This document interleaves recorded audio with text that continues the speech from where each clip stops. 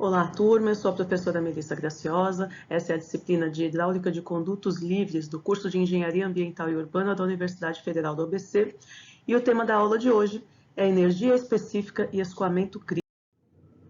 Até aqui a gente estudou condições de escoamento em que vale o regime de escoamento permanente uniforme, ou seja, o equacionamento é baseado na segunda lei de Newton, a gente faz o equilíbrio de forças, sendo a força-peso da massa de fluido em um sentido e a força de atrito da massa de fluido com as paredes do canal no sentido oposto. Quando essas duas forças se equilibram, a gente não vai ter aceleração e, portanto, a gente tem um escoamento em regime permanente uniforme. E quando a situação não é de regime permanente uniforme, quando eu tenho uma condição diferente de escoamento no canal, aí eu vou precisar recorrer a outras condições aí que vão determinar o meu escoamento, e a forma da gente analisar essas condições é através do princípio da energia. Em particular, o conceito de energia específica. Esse conceito é fundamental para a gente estudar problemas de escoamento quando eu não estou na situação de regime permanente uniforme, ou quando eu tenho as chamadas singularidades, que são alterações de declividade de fundo, alargamentos e estreitamentos de seção, degraus, elevações, entre outras. Então, são situações em que vão ocorrer ali ações de aceleração ou de desaceleração do escoamento, e isso ocorre em função da presença dessas singularidades no canal, e a gente recorre ao conceito de energia específica para poder dimensionar, para poder equacionar. O conceito de energia específica é atribuído ao engenheiro russo Boris Bakhmetev, início do século XX, mais precisamente em 1912, ele desenvolveu esse equacionamento. Como referência aqui para a aula de hoje, vou indicar os nossos livros aqui da disciplina, livro do professor Rodrigo Porto, tem um capítulo sobre energia ou carga específica, e o livro do Azevedo Neto, que tem também um capítulo sobre energia específica e escoamento crítico. Aqui nos slides eu trago um resumo dessas informações, sempre busquem a referência original para poder entender melhor os conceitos e se aprofundar aí nos estudos. Então, lembrando aqui lá de fenômenos de transporte, lá de mecânica dos fluidos, a energia total ou carga do escoamento, ela é uma energia por unidade de peso, ou seja, todos os componentes aqui dessa equação, ela vem com unidade de metros, né? Então, energia por unidade de peso, a gente chama de carga. Energia total ou carga do escoamento H, ela é dada por três componentes. A componente Z, que é a carga potencial, que é simplesmente a altura em relação a um plano horizontal de referência. A componente de carga piezométrica, que é a pressão dividida pelo peso específico do fluido, P sobre gama. E a componente de energia cinética, que corrigida pelo coeficiente de Coriolis, né, que ele faz esse ajuste entre o somatório das velocidades pontuais vezes suas áreas de influência, dividido pela velocidade média vezes sua área de influência, que para efeitos práticos aqui no cálculo de canais, a gente assume o coeficiente de Coriolis igual a 1, ele é função, obviamente, do diagrama de velocidade, e ele vai ser tanto maior da unidade quanto mais essa velocidade for diferente da uniforme. Mas a gente vai considerar aqui, para efeitos práticos, o coeficiente de Coriolis igual a 1. V, velocidade média, e G, aceleração da gravidade. Então, essa aqui é a carga total do escoamento. Carga potencial, carga pesométrica ou carga de pressão e carga cinética. Sendo que nos escoamentos livres, a carga piezométrica ela é a própria altura do escoamento, né? Porque a gente não tem pressões diferentes da atmosférica atuando nesse escoamento, então a pressão é a própria altura do escoamento Y. O que diz, então, esse conceito da energia específica? Vamos lá. A energia específica é uma energia disponível em uma seção quando eu tomo como plano horizontal de referência o fundo da seção. Então, o que eu estou fazendo na prática? Na prática, eu estou eliminando a componente Z da equação total de energia ou carga do escoamento. Então, eu fico só com a componente de pressão, que no caso do escoamento livre, pressão atmosférica, a carga piezométrica é igual à própria altura d'água, e fico com a componente da energia cinética, que eu estou mantendo ainda o coeficiente Coriolis, mas a gente vai adotar ele igual a 1. Quando eu aplico nesta equação de energia específica a equação da continuidade, o que? Vazão igual a velocidade vezes área, eu consigo escrever essa equação em termos de vazão. Eu simplesmente estou substituindo aqui a velocidade por vazão dividido por área, colocando ao quadrado, porque a velocidade estava ao quadrado na componente aqui da energia cinética. Um outro ajuste importante para a gente fazer essa análise e ela ficar mais simplificada é considerando que, primeiramente, para canais retangulares, e supondo o coeficiente Coriolis igual a 1, a hipótese de canal retangular me permite o uso da aproximação bidimensional, né? E vamos estabelecer uma nova variável aqui, gente, que é a vazão unitária, que nada mais é do que a vazão por unidade de largura do canal, então ela só vai valer para canais retangulares, né? A vazão por Bzinho. Então, é um Qzinho igual o Qzão dividido pela largura do canal Bzinho. Então, o Qzinho, portanto, é igual velocidade vezes área, lembrando que vazão, né, QVA da equação da continuidade, vazão é igual a velocidade vezes área, dividido pelo Bzinho. Substituindo a área por base vezes altura, B vezes Y, eu fico que Qzinho é igual a V vezes B vezes Y dividido por B, cancelo B com B, portanto, o meu Qzinho, a minha vazão unitária, é igual a velocidade vezes a altura do escoamento, ou seja, eu consigo colocar todo o equacionamento aqui da energia específica em termos da altura de escoamento Y. Vamos estudar um pouco melhor essa equação, que é a equação da energia específica. Como que essa curva varia, como que essa curva Y em função da energia específica, ou seja, a altura d'água em função da energia específica, vai variar para uma determinada vazão constante. A energia vai variar somente com a lâmina d'água, né? Tudo aqui para uma determinada vazão constante, G também é constante, então eu vou ter a variação de energia somente com a lâmina d'água. Então eu posso construir um gráfico que vai expressar essa variação da energia específica em função de Y para uma vazão constante, considerando que a energia específica é composta de duas parcelas. Vamos entender que parcelas são essas. Vamos chamar de E1, o primeiro termo aqui da equação de energia específica, que é o próprio Y. E1 igual a Y, isso aqui é uma reta de 45 graus, né? E E2, essa hipérbole aqui, né? E2 é Qzinho ao quadrado dividido por 2GY ao quadrado. Como o Y ao quadrado está aqui no denominador, o que é constante, né? Nós estamos avaliando a curva para uma vazão constante. O Y está no denominador, eu vou ter como resultado aqui uma hipérbole para essa equação. Vamos estudar quais são as condições de contorno. Se eu tender Y ao infinito, eu vou tender a energia igual a E1, porque o Y no infinito aqui no denominador, ele vai levar esse segundo termo tender a zero, então a minha energia específica tende a E1, que é o próprio Y. Se eu tender Y a zero, por outro lado, eu vou levar essa equação ao segundo termo, porque o primeiro termo vai tender a zero, aqui vai tender a zero, portanto esse termo vai tender a infinito, portanto, E vai tender a E2, que tende a infinito. Então, vamos construir essa curva com essas condições de contorno. As condições de contorno vão determinar o quê? Que a curva de Y versus energia específica para uma dada vazão constante, ela vai ter duas assíntotas. Uma em Y igual a zero,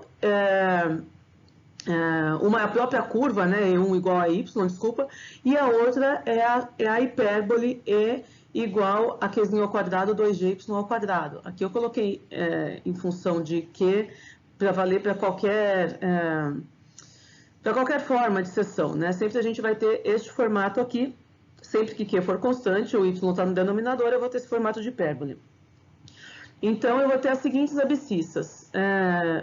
Uma é a bissetriz aos eixos coordenados, é a própria reta E1 igual a Y, e a outra é essa hipérbole. Ou seja, a minha função, ela vai ter um formato também aqui de uma hipérbole, mas ela vai ficar nesse espaço aqui do gráfico. Ela tem essas duas assíntotas, né? Esse é o campo aqui em que a função tem validade e tem sentido físico. Bom, então vamos entender um pouquinho melhor essa curva. Nós estamos falando que a energia específica é igual a Y mais V ao quadrado sobre 2G. E aí a gente está assumindo, adotando, né, a condição da equação da continuidade, velocidade igual a vazão dividido por área, e a gente está assumindo a hipótese do canal retangular, onde eu tenho uma vazão específica igual a vazão dividida pela largura do canal. Então, a minha curva de equação de energia específica, vai ficar dessa forma. A gente já viu que essa equação é composta aqui de duas partes, né, vão ser as duas assíntotas, e que a curva, então, total aqui da equação de energia, ela vai ficar delimitada nesse espaço aqui do gráfico. Vamos entender o que acontece aqui. Tudo aqui eu estou falando com uma determinada vazão constante. Eu construo essa curva adotando o mesmo valor de Q e variando apenas a altura Y. Quando essa curva ela passa, ela tem este formato, O que acontece? Acontece que para uma mesma energia, eu tenho duas possíveis alturas de escoamento. Vejam bem, o que eu estou dizendo aqui é que para uma mesma vazão, com uma mesma energia específica, eu tenho duas possíveis alturas de escoamento. Eu posso veicular a mesma vazão no canal com duas possíveis alturas de escoamento. Como que isso funciona? Como eu tenho aqui essa assíntota, então esta energia aqui que eu tenho aqui no eixo aqui das abscissas, ela se reproduz aqui, né? Eu consigo encontrar o mesmo valor dela aqui. Sendo que até aqui eu tenho y1. Portanto, o que sobra aqui é V1 ao quadrado sobre 2G. A minha energia total aqui, a energia específica total, é y1 mais V1 ao quadrado sobre 2G. Agora vamos pensar na altura 2 aqui, neste ponto. Do eixo aqui das abscissas até aqui eu tenho a altura 2. Portanto, para compor aqui a minha energia, que é essa seta verde aqui, né? A parcela restante é o V, 2 ao quadrado sobre 2G. No limite, quando eu vou aproximando esta curva, quando eu vou me movendo aqui no valor de energia, eu vou ter uma situação a partir da qual não vou ter mais valores possíveis para satisfazer a equação, valores de E possíveis para satisfazer esta equação aqui. E nesse ponto limite, eu tenho somente um valor de y que satisfaz a equação. Esse ponto aqui é o ponto da minha derivada igual a zero, esse ponto aqui tangencial, e ele é chamado de y crítico e a energia específica correspondente é chamada de energia crítica. Lá do cálculo, quando eu igualo a derivada a zero, a raiz que eu vou obter é chamada o valor crítico daquela equação. A partir daqui eu não tenho mais valores possíveis. Né? Então, esse é o ponto de altura crítica, esse é o ponto de energia específica crítica. Então, novamente, né, como eu tenho aqui essa reta de 45 graus, então, essa energia crítica aqui, do zero até aqui, ela também se reproduz aqui no eixo da vertical. E, portanto, se aqui eu tenho o y crítico, o que sobra aqui é o V crítico sobre 2G. Né? Então, agora vamos comparar. Aqui é o V2 ao quadrado sobre 2G, tá vendo? Ele é menor que a velocidade crítica. Aqui é o V1 ao quadrado sobre 2G, que é maior do que a velocidade crítica. Ou seja, quando eu estou aqui nessa parte de baixo da curva, as velocidades são altas, maiores do que a crítica, e a minha altura do escoamento é pequena. E quando eu estou aqui no tramo superior da curva, a minha altura de escoamento é maior e a minha velocidade é baixinha. Né? Então, vamos entender. Dá para visualizar melhor colocando assim na horizontal, né? Essas três velocidades. No tramo superior, a velocidade é menor que a crítica, no tramo inferior, a minha velocidade é maior do que a crítica. Então, eu tenho dois tramos muito bem definidos dessa curva, dois tramos cujo limite é o valor crítico, né, a energia específica crítica ou o y crítico. E no tramo superior, a minha velocidade, ela é baixa, ó, é baixinha, mas a minha altura de escoamento é alta. Neste tramo, eu chamo o escoamento de lento, ou fluvial, ou subcrítico. Por que é subcrítico? Porque a velocidade é menor que a crítica. E no tramo inferior, eu tenho uma pequena altura d'água com uma alta velocidade, então esse escoamento é rápido, eu posso chamá-lo de torrencial ou de supercrítico. Por que supercrítico? Porque a velocidade é maior do que a crítica. Então vamos pensar assim, o que a gente precisa guardar aqui de resumo aqui dessa informação? Quando eu posso veicular uma vazão, a mesma vazão, no mesmo canal, portanto a largura do canal não muda, eu estou considerando o canal retangular aqui. Eu posso veicular a mesma vazão com duas alturas diferentes. Ora, se a vazão é igual velocidade vezes área, equação da continuidade, se eu estou mantendo a vazão constante, a largura do canal não muda, a área é base vezes y. Então, vazão é igual velocidade vezes base vezes y. Vazão é constante, base é constante, só vai mudar a velocidade y. Se eu diminuir o y, eu tenho que aumentar a velocidade para passar essa mesma vazão. Se eu aumentar a lâmina d'água, então a velocidade diminui para passar a mesma vazão. Então, esse aqui é o conceito de você poder veicular, né, a mesma vazão com duas alturas d'água diferentes no canal. Uma altura d'água maior, o escoamento vai ser mais lento, chamado subcrítico. Com uma altura d'água menor, o escoamento vai ser mais rápido, chamado supercrítico. E o critério para a gente saber se um escoamento é crítico ou supercrítico é achar o y crítico. Achando o Y crítico, eu consigo achar EC crítico, velocidade crítica, e descobrir se o meu escoamento, se o meu Y está acima ou abaixo. Então, eu tenho duas formas, a princípio. Acho o Y do escoamento, acho o Y crítico, compara. Se o Y do escoamento for menor que o crítico, eu estou no tramo inferior, escoamento supercrítico. Se o Y for maior que o crítico, eu estou no tramo superior, escoamento subcrítico. Ou, pela velocidade, calculo a velocidade crítica, calculo a velocidade do meu escoamento. Se eu tiver a velocidade do meu escoamento maior que a velocidade crítica, então eu estou no tramo inferior, supercrítico. Se eu tiver a minha velocidade de escoamento menor do que a velocidade crítica, eu sou subcrítico, eu estou no tramo superior. Tá? Dei spoiler do resumo que vai vir dos slides aí para frente. Então, vamos lá. Para uma dada energia específica, tem duas possibilidades de veicular essa mesma vazão. Com a altura d'água Y, eu vou ter um escoamento torrencial supercrítico. Com a altura d'água Y2 maior que YC, eu vou ter o escoamento fluvial ou subcrítico. Essas duas profundidades com as quais eu posso veicular a mesma vazão no canal, elas são chamadas de profundidades alternadas ou profundidades correspondentes e tem método para a gente determiná-las. No ponto de mínima energia, eu tenho a chamada energia específica crítica. Ela vai caracterizar exatamente o ponto de transição do escoamento torrencial para o fluvial. E nesse ponto está associada a profundidade crítica YC. Agora vamos fazer analogamente, construir a curva de vazão em função de Y para uma energia constante. Antes a gente tinha construído a curva de energia em função de Y para uma vazão constante. Então, de uma maneira análoga, eu posso estudar como que a vazão unitária varia com a altura d'água Y para uma dada energia específica constante. Isolando aqui o termo da vazão, eu fico com esta equação aqui para a vazão em função da energia específica.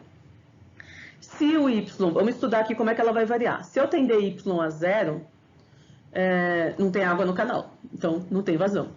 Se eu tender Y ao máximo valor que ele pode chegar, que é o valor da energia específica máxima, eu vou ter uma velocidade, então, tendendo a zero.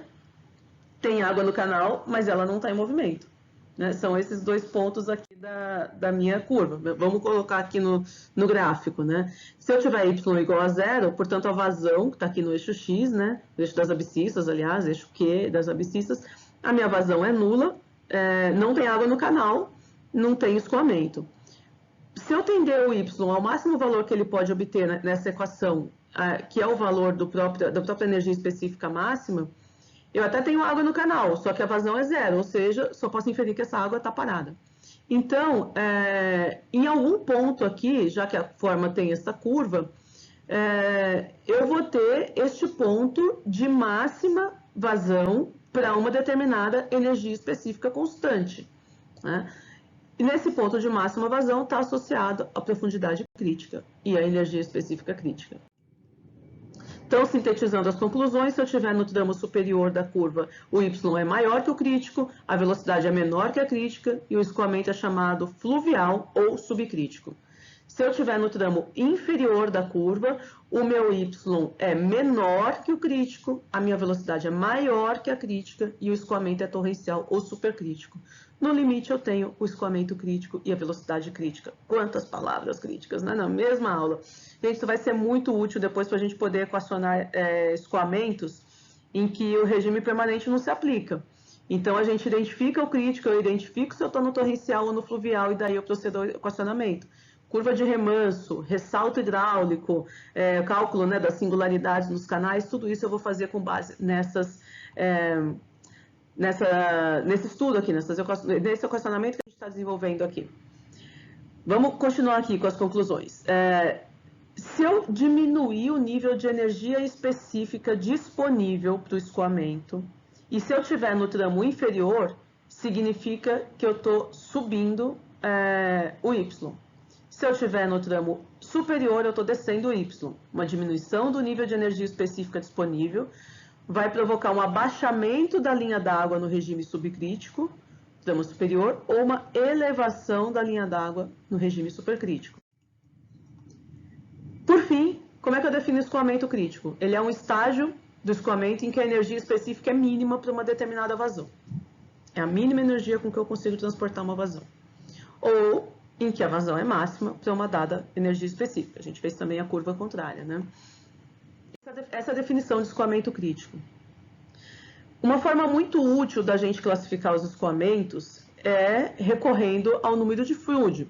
Por quê? Porque às vezes eu não vou conseguir quantificar, na maioria das vezes eu não vou conseguir quantificar só com as informações disponíveis. Então eu preciso recorrer a este adimensional, que é um dos 3 adimensionais da hidráulica. Os outros 2 são o número de Reynolds e o número de Weber, que a gente já tem lá da mecânica dos fluidos.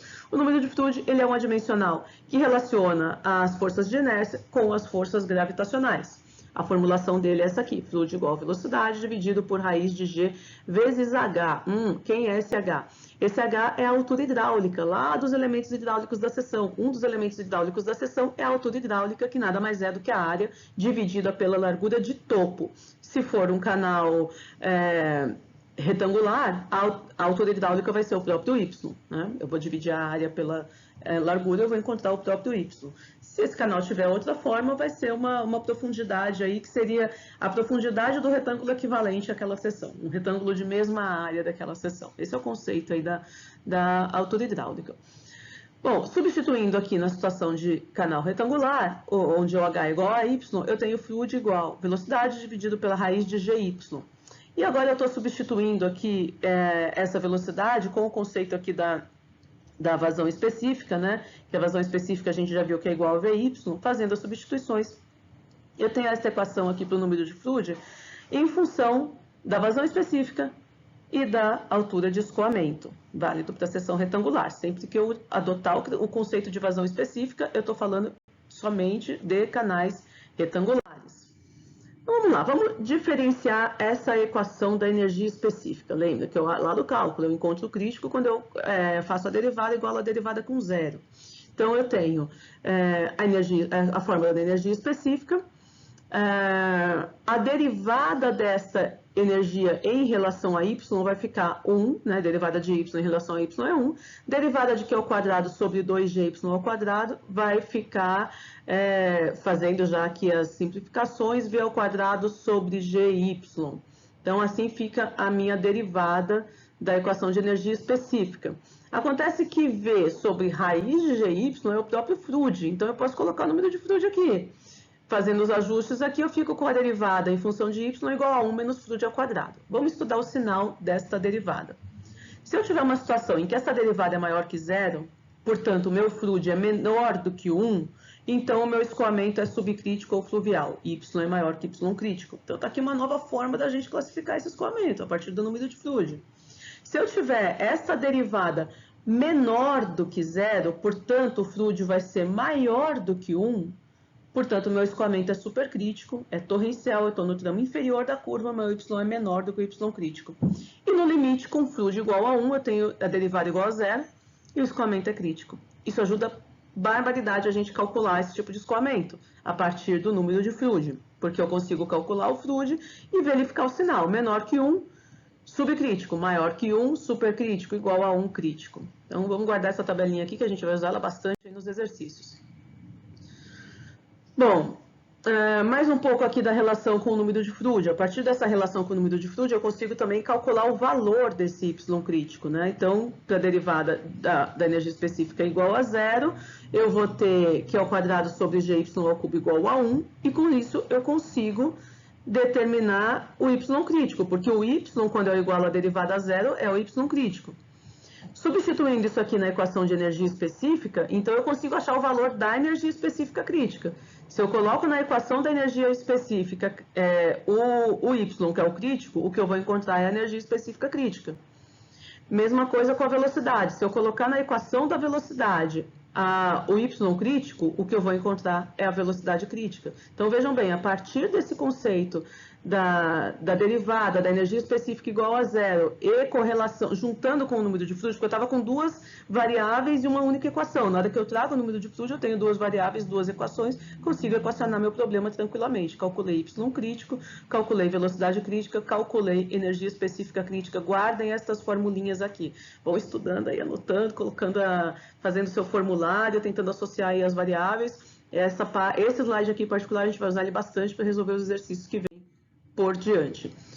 O último elemento hidráulico que falta a gente determinar é a declividade crítica. Aonde que a declividade aparece? Na fórmula de Manning. Então, vamos colocar os valores críticos na fórmula de Manning, a declividade que a gente vai obter é a crítica. Façam a conta, construam a equação de Manning, coloquem no valor de y o y crítico e substituam, a partir do conceito da vazão específica, substituam a vazão na equação de Manning por vazão sobre B, né, e o que é igual a Vy, e desenvolvam, vocês vão chegar numa expressão que é esta aqui. A declividade crítica ela é igual à aceleração da gravidade vezes o n de Manning ao quadrado dividido pelo y crítico a 1/3. E vamos entender esse sinal aqui dessa declividade. Se a minha declividade for menor que a crítica, se a declividade do canal for menor que a crítica, significa que eu tenho um canal de fraca declividade. E o regime de escoamento que eu vou ter ali é o subcrítico. É um regime com a velocidade menor do que a crítica, é um canal de fraca declividade. Se a minha declividade, por outro lado, for maior que a declividade crítica, eu vou ter um regime de escoamento supercrítico e é um canal de forte declividade, ok? Então guardem essa informação aqui também que ela é importante para a gente. Outra forma de classificar. E por fim, ainda aqui nos canais retangulares, como que eu determino essas alturas alternadas? Então, em muitos problemas práticos eu preciso alternar. Quais são as raízes dessa equação aqui, que é a equação de energia específica?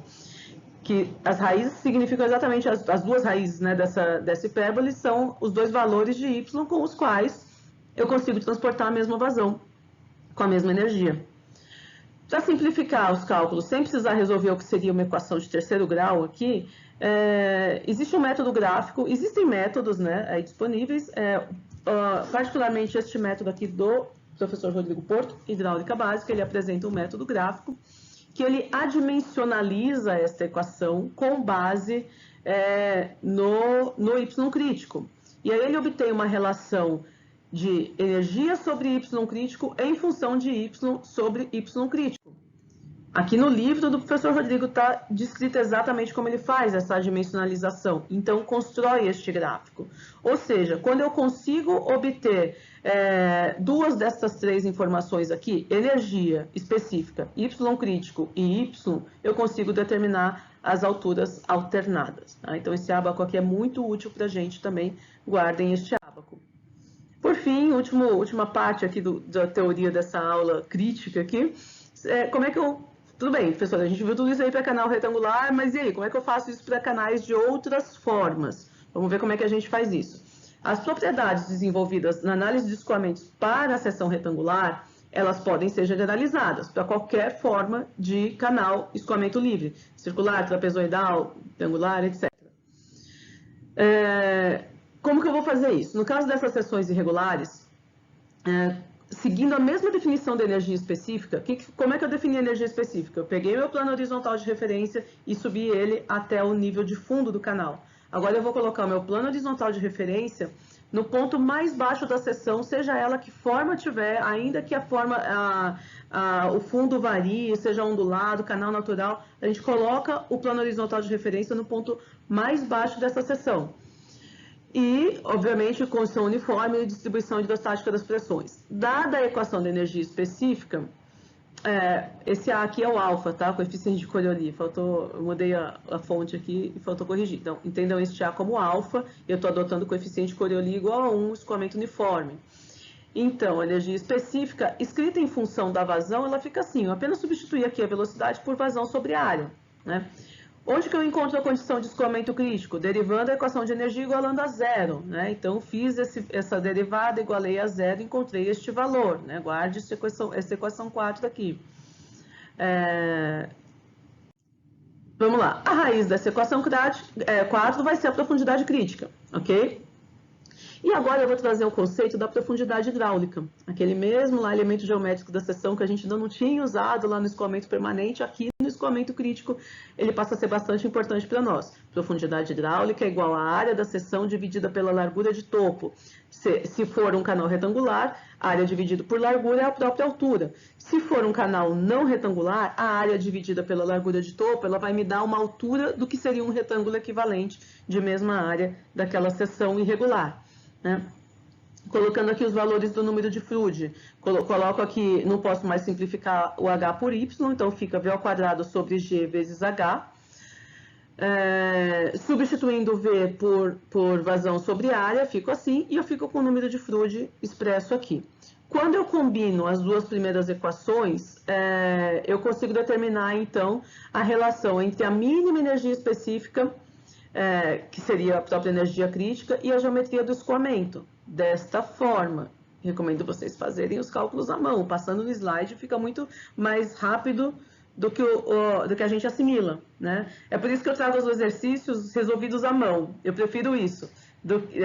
Fica mais próximo daquilo que o nosso cérebro assimila com mais facilidade. Tá? Então, eu recomendo vocês pegarem esse desenvolvimento do equacionamento, tem etapas aqui que não estão apresentadas, desenvolvam, cheguem no mesmo valor.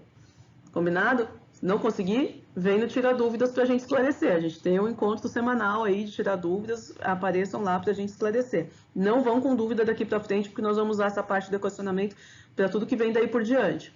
Substituindo isso aqui lá na equação 3, eu fico com uma relação para a energia específica crítica, Y crítico, em canais de forma qualquer. Vamos fazer alguns exercícios de aplicação, turma? Esse exercício de aplicação aqui, basicamente, a gente vai mexer com a aplicação de fórmula. Para a aula da próxima semana, eu vou trazer exercícios de aplicação mais relacionados com a temática aqui da nossa área, né, da engenharia ambiental e urbana. Mas as próximas aulas todas vão girar bastante em torno disso. A gente vai estudar remanso, a gente vai estudar ressalto, então a gente vai aplicar bastante esses conceitos. Os exercícios aqui é mais para vocês se familiarizarem com a aplicação das fórmulas, tá ok? Vamos lá, um canal retangular com 3 metros de largura conduz uma vazão de 3,6 metros cúbicos por segundo, calcular profundidade e velocidade críticas. Então, no escoamento crítico eu sei que o número de fluido é igual a 1, eu igualo o fluido com 1, no canal retangular o H é igual a Y, né? Então este fluido é igual a 1, guardei essa equação. As informações dadas são vazão, largura, portanto eu tenho a vazão específica. Né? Vamos expressar a velocidade e a altura da água em função dessas variáveis que a gente tem. Então, eu vou expressar a altura em função de área e base, a velocidade, vazão e área molhada. Velocidade, a raiz de GY, faço as substituições. Eu vou chegar numa expressão, vazão ao quadrado vezes base igual a G vezes área molhada ao cubo. Eu consigo substituir os valores, sendo que a minha única incógnita é a própria área molhada, encontrei a área molhada. Se eu tenho a largura, eu encontro o Y. Então, assim, eu resolvi Y. E a velocidade crítica, essa velocidade igual a raiz de GY, ela acontece para fluido igual a 1. Portanto, essa velocidade aqui é a própria velocidade crítica. Ok? Então, vamos para o segundo exercício. Um canal retangular de 1,20 m de largura escoa uma vazão de 3,5 metros cúbicos por segundo com energia específica 2,86. Determinar as duas profundidades alternadas, as profundidades nas quais é possível escoar essa mesma vazão nesse canal. Então, eu sei que num canal retangular, 1,20 m, eu tenho 3 profundidades aqui. Uma é a crítica, que vai ser a minha referência, e eu consigo escoar a mesma vazão nesse canal com o mesmo nível de energia para 2 diferentes profundidades. No Y2, que é maior que Y crítico, regime fluvial ou subcrítico. No Y crítico, regime crítico. No Y1, menor que Y crítico, regime torrencial ou supercrítico. Familiarizem-se com a forma de resolver problemas hidráulicos, construindo o croquis e escrevendo ao lado dele todas as variáveis fornecidas no enunciado com as unidades em que elas são aplicadas na formulação. Só de fazer isso aqui, vocês já eliminam grande chance de errar no exercício, tá bom? A maioria dos erros vem de dificuldade de interpretação das variáveis no contexto, daí a importância de construir o croquis, ou de erro de unidade. Então, já pega as unidades que tiver em as variáveis que estiverem em outra unidade lá no enunciado, já traz para as unidades SI que a gente usa aqui nos equacionamentos, ok? Então, vamos considerar a equação de energia específica, E igual a Y mais V ao quadrado sobre 2G. Eu tenho duas formas de veicular a mesma vazão com a mesma energia específica. Um Y baixo, velocidade alta, Y alto, velocidade baixa. E o que ele quer saber quais são esses dois Y, quais são as raízes dessa equação aqui. Só que eu não tenho nem o I0 e nem o N de Mene. Então, eu tenho que determinar as alturas alternadas, conhecendo vazão, conhecendo que a geometria é retangular, conhecendo a energia específica e a base desse canal. Eu vou recorrer ao ábaco, né? Então, as informações dadas me permitem calcular a profundidade crítica, simplesmente aplicando fórmula, né? Considerei aqui, calculei a velocidade crítica, e eu vou aplicar aquele ábaco que relaciona os termos da curva de energia específica em função da altura y. São termos adimensionalmente agrupados. aquele ábaco do Porto, né, que eu trouxe aqui no slide anterior. Então, para E, energia específica foi dada sobre Y crítico, eu tenho o valor aqui de E sobre Y crítico. Do ábaco, eu tenho duas possíveis alturas sobre a altura crítica. Como eu tenho a altura crítica, eu encontro as duas possíveis alturas. Vamos para um canal circular agora, turma. Em um canal circular de raio R, escoa uma determinada vazão com uma altura d'água igual a meia seção. Então, Y igual a R. Em regime crítico, portanto, fluid igual a 1. Determinar a relação Y crítico sobre energia específica crítica. Então, tem um canal retangular, sempre fazendo croquis. O meu Y está aqui, é igual ao Y crítico, que por sua vez é igual a R. Essa aqui é a largura B do canal, né? A energia específica crítica, ela vai ser dada por energia específica crítica igual a Y crítico mais HC sobre 2, né? Eu tirei isso lá do equacionamento que a gente desenvolveu anteriormente. H é a altura hidráulica, C de crítico, né? A área da molhada da seção eu tenho, porque eu estou a meia seção, então é a área de meio círculo, né? Π vezes Y crítico ao quadrado sobre 2, porque Y crítico é o próprio raio. Largura da superfície livre é igual a 2 vezes o raio ou 2 vezes Y crítico. Portanto, a profundidade hidráulica eu consigo calcular. A área molhada sobre base da largura... sobre a largura da seção superior aqui do canal. Fazendo a substituição, calculei aqui a altura hidráulica, substituo aqui nessa equação. Então, eu fico com essa relação. A energia específica crítica igual a YC mais π vezes YC sobre 2 vezes 4. Consigo substituir tudo isso aqui, deixando em função de EC sobre IC, encontrei aqui o valor da relação. Ok? Próximo exercício. Esse aqui é do tipo exercício completinho, aquele exercício gostoso de cair em prova, em lista de exercício, né, gente? Ele pede tudo, ele dá uma determinada condição e pede tudo. Um canal retangular, 3 metros de largura, declividade de fundo I0, seria um I0 aqui, mas em algumas bibliografias aparece Izinho. Ok, declividade de fundo 0,0005 metros por metro, ou 0,00%. Coeficiente de rugosidade de Manning dado, N igual a 0,024. Vazão dada, 3 metros cúbicos por segundo. Determinar tudo, energia específica, o tipo do escoamento, fluvial, torrencial ou supercrítico, subcrítico. A altura crítica, energia específica crítica e velocidade crítica. Então, vamos lá. Faço o meu croquis, coloco as informações que eu tenho e coloco todas as variáveis que foram dadas, já colocando no sistema de unidades que eu utilizo. Coincidentemente, o enunciado me deu todas as variáveis no sistema de unidades SI, então eu vou só simplesmente copiar aqui as variáveis. Para determinar as variáveis pedidas, a primeira informação que falta é a altura do escoamento. Então, a gente tem que começar determinando a altura do escoamento. Qual é a altura do escoamento? Eu tenho base, eu tenho vazão, eu tenho declividade, eu tenho N de Manning. Opa, posso aplicar aquelas tabelas adimensionais lá do Azevedo Neto. Quem não está ainda familiarizado com esse processo, volta ali na aula anterior de aplicações do escoamento em regime permanente uniforme. Como que a gente aplica essas tabelas adimensionais para determinar a altura quando eu tenho a vazão, a partir da fórmula adimensional da equação de Manning. Determina essa altura igual a 1,35 metros. Depois, vou calcular a energia específica. Já tenho Y, já tenho a velocidade, porque eu tenho a vazão e tenho a área. Consigo determinar a energia específica. Determino o tipo de escoamento. Calculo o fluido, porque eu tenho velocidade, tenho Y. Eu calculo, então, se o fluido der menor que 1, subcrítico. Se o fluido der igual a 1, crítico. Se der maior que 1, supercrítico. O meu fluido deu 0,20. Menor que 1, portanto, eu respondo a questão B, escoamento subcrítico ou fluvial, porque o fluid deu menor do que 1. Determino a altura crítica aplicando diretamente a fórmula que a gente desenvolveu lá no equacionamento. Vão fazendo esse exercício à mão aí, gente. Façam com calma, passo a passo. Tragam as dúvidas para a gente esclarecer na nossa aulinha de tirar dúvidas, ok?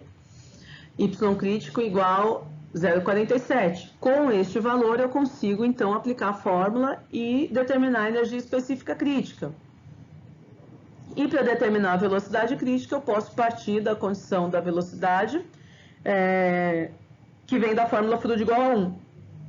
né? Na derivada da equação de energia igual a zero, eu tenho o fluido igual a 1, portanto, a minha condição crítica determina a velocidade crítica. Ou eu poderia usar a própria fórmula da energia específica crítica, colocando lá os valores do y crítico, o que eu vou receber, encontrar em troca ali a velocidade crítica. Desculpa, a energia específica crítica, né? Colocando o y crítico e a velocidade crítica, eu encontro ali como resultado a energia específica crítica.